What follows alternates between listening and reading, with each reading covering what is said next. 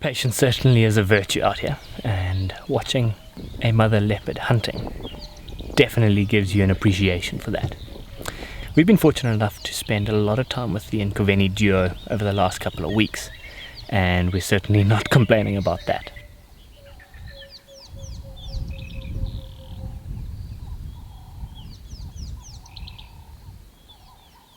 We spent an afternoon following the Nkoveni female and her son, as they were pretty determined to try and find a meal, which saw them walk right past the vehicle.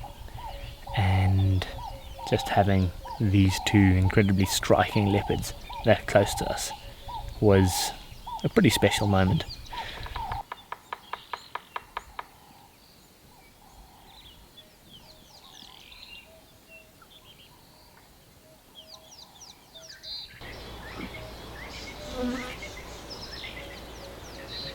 They then walked past and climbed up into a large, gorgeous jackberry tree behind us.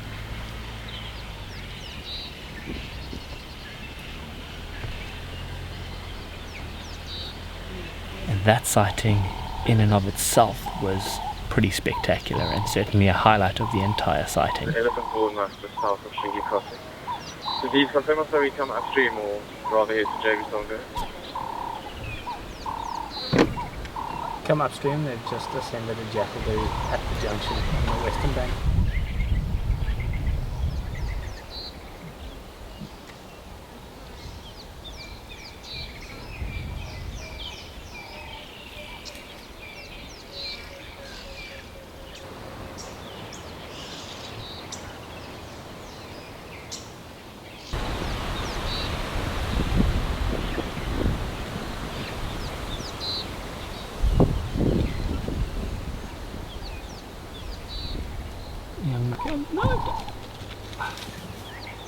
But then we had them drop down out of there and moving through some pretty long grass. So after all the rain we've had, which on a side note has been somewhat below, significantly below our seasonal average for this time of year, but the grass has all grown extensive, and it all has the flowering parts of the grass, or the seeds that are known as the inflorescence at the top of it, which for a hunting leopard, that is actually a blessing and is hugely beneficial to be trying to stalk through this long grass.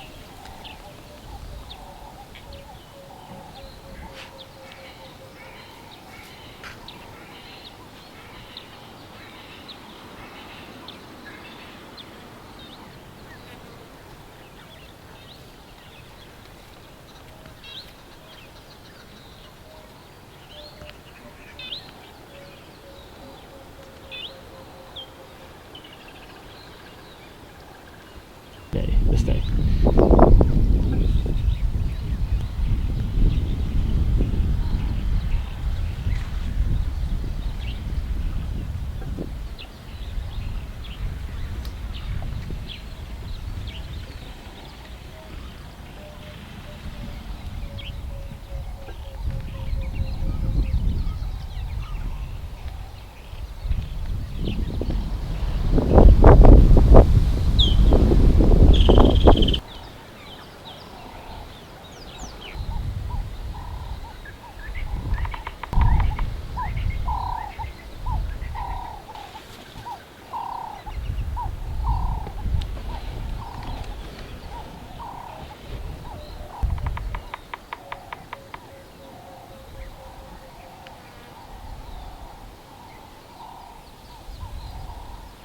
As you can see now, when they eventually came across a herd of impala, both of them could now drop down and stalk into the grass, pretty much vanishing.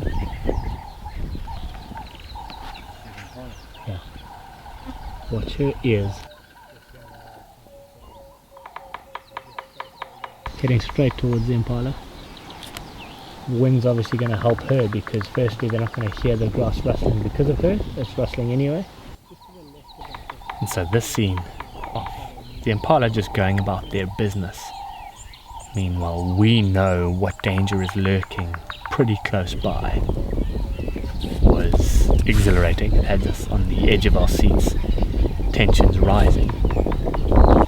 But I guess life as a prey animal out here is quite interesting to unravel, because they cannot simply live in this state of paranoia or heightened stress, worrying about leopards constantly stalking them or lions coming after them, wild dogs around the corner, because that would just be unhealthy, and stress on the body would lead to disease and everything else that we know.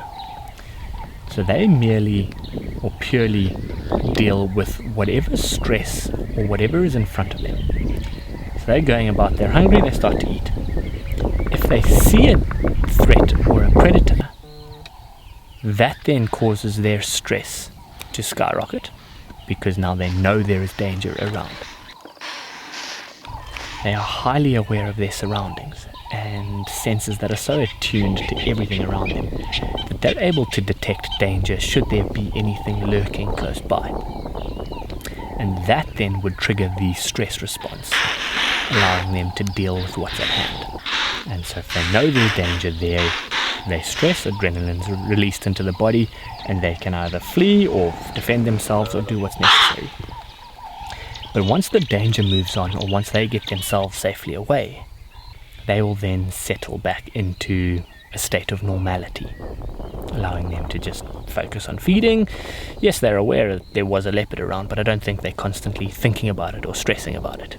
So for us now watching, after seeing the leopards stalking and getting closer and closer, we were exhilarated, waiting to see when they would finally launch. But something gave the leopards away, and the impala were now alert, started alarm calling before they then moved on. So whether the wind had changed or the scent of the leopard was blown onto the impala, we're not sure, but the impala then fled, put some distance between there and where they thought the danger to be.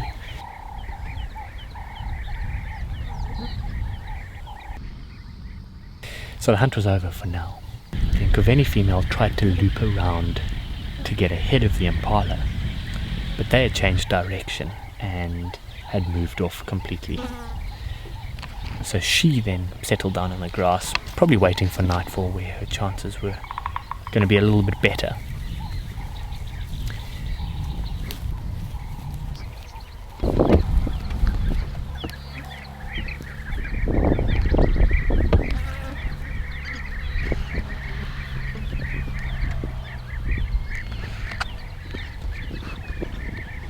The young male found a bit of comfort at the top of an apple leaf tree. He probably climbed up there to look for his mother or see where the impala had gone. So we had a spectacular scene of him up in the tree, these incredible hues of purple and pink as the last light was beginning to fade.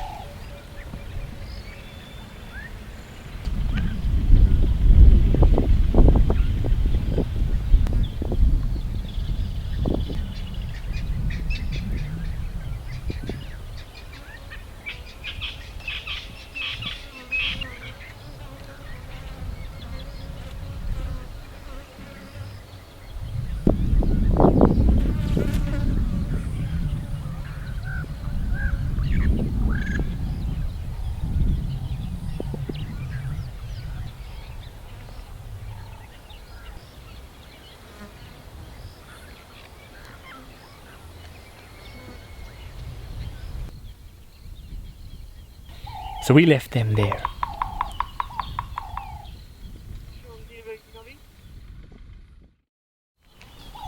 And we then spent some amazing time with the Toulon pack of wild dogs.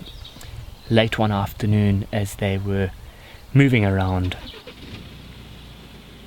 a sighting of wild dogs on the move is certainly up there with some of the best sightings you can have. Because they cover such large distances, you never really know what's going to unfold. Because if they see any prey, they'll take off after them, chasing them. But because they cover so much distance, the sighting changes a lot depending on where they are on the reserve. And they're bound to bump into a lot of different animals. And in this situation, after having them running through the crests, they then moved through an area where there was a large elephant bull, so having the wild dogs in the front, this big elephant bull in the background, a few zebra and wildebeest around, was a pretty spectacular scene.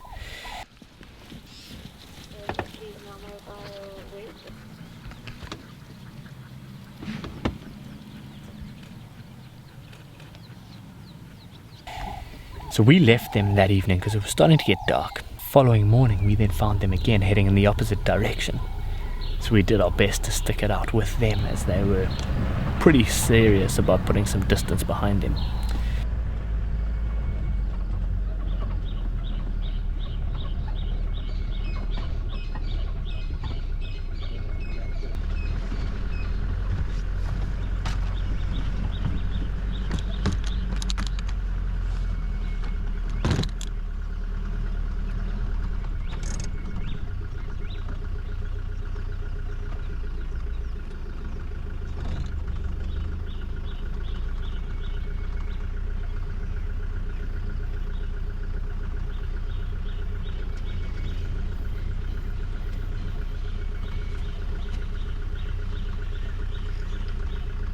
Zebra.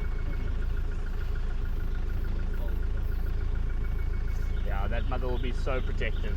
And you watch the stallion here. You see, he's not going to stand for any of this.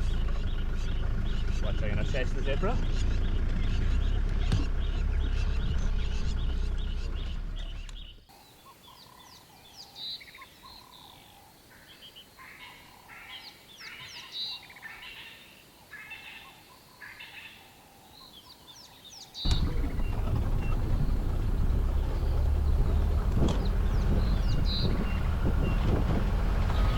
So watching them from above was unreal, almost like little ghosts racing along.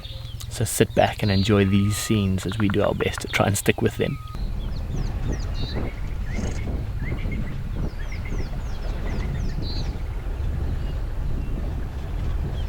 Taking a bump into you get any shots of them with the leopard yesterday? No.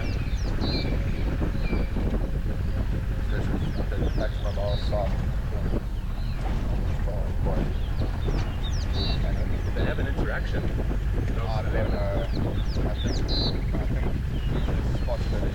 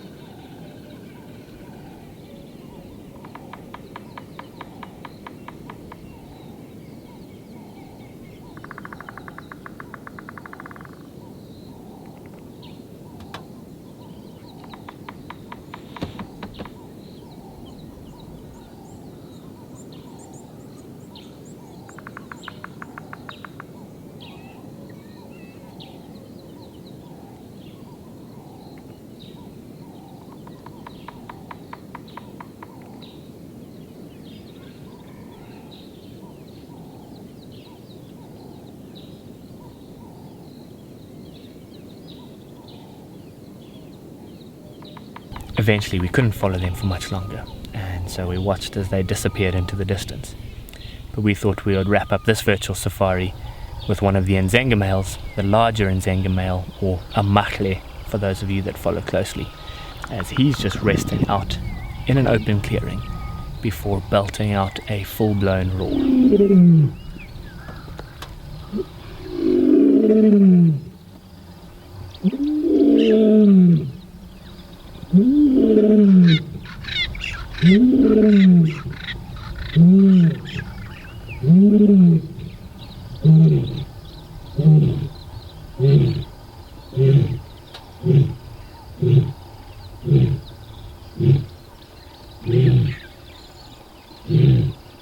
We'll never tire of listening to something as amazing as this, so whenever we're there to witness it, we're certainly going to share it with you.